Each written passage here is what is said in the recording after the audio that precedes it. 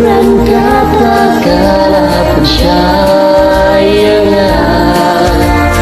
dan berbagi fosil bangan sebuah ukuran fosil yang kipon ngalama mental tan syukur bersusu kata-kata jangan tan mungkin berukuran kata-kata percaya dan berbagi fosil bangan sebuah ukuran fosil yang kipon ngalama mental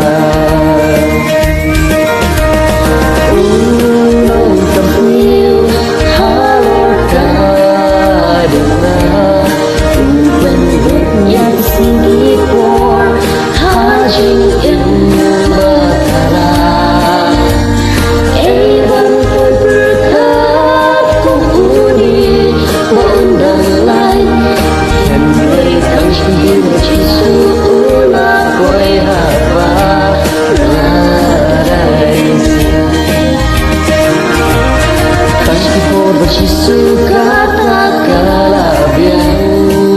jangan tak mungkin berukuran kata-kata percaya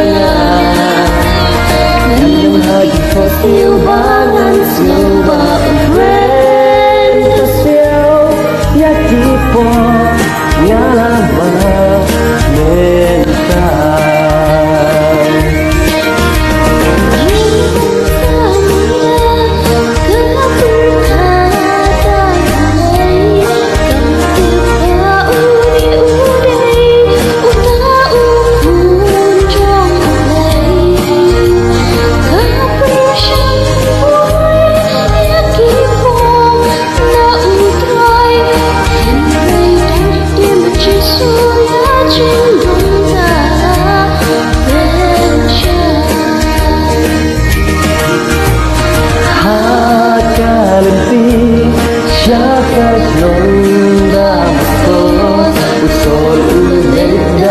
Jauh bertemu ya kikut mei